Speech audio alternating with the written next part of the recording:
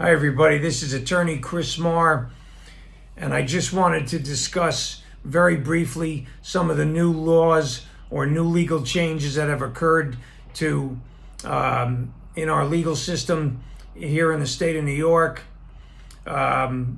Landlords will be happy with this report because this emergency rental assistance program known as ERAP is going to conclude come January 15 of 2023.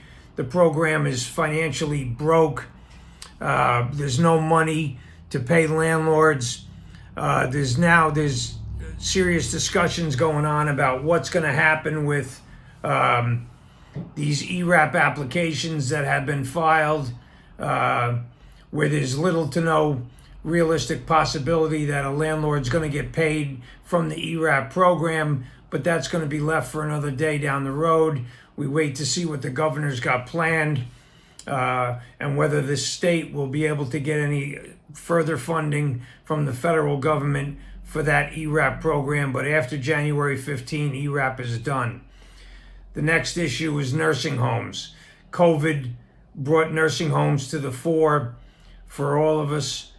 We used to listen to Governor Cuomo's reports about the status of the mortality toll in the nursing homes, because obviously COVID swept through nursing homes like a hot knife through butter.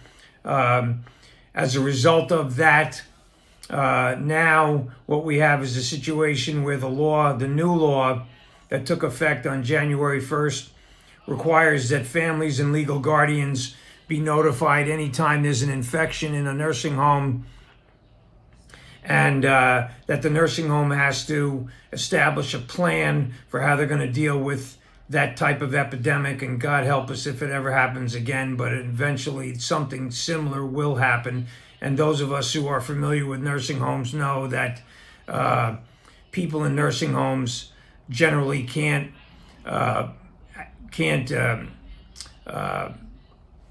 defend themselves as well as their family members or legal guardians can on the outside.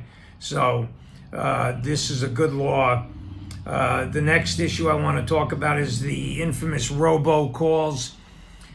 These robocalls that we've all gotten that drive you crazy, and somehow no matter how many times you tell them, take me off the list, take me off the list, take me off the list, they don't take you off the list. Now the law is new come January 1st of this year, and it requires that that at the very start of this robocall that you have to be presented with the option of being taken off the list and the do not call list, and that's a good thing, obviously. The next issue is voting reforms. In the old days, if you went to a polling place and it was not the correct polling place, your vote didn't count, even if they took your vote. Now, as long as you're in the proper county and New York State Assembly District, even if you're in the wrong polling place and they take your vote counts. There's also the new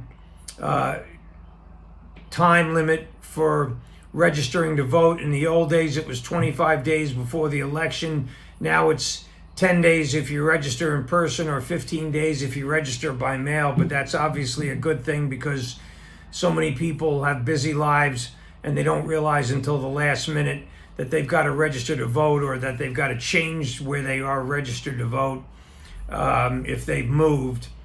So that's obviously a good new creation. The last issue is minimum wage. Minimum wage in New York has gone up, and you can refer to notices that have to be posted where you work, or you can Google up the information about how much your wages will have gone up. But have a good, blessed, and safe and healthy 2023, everybody.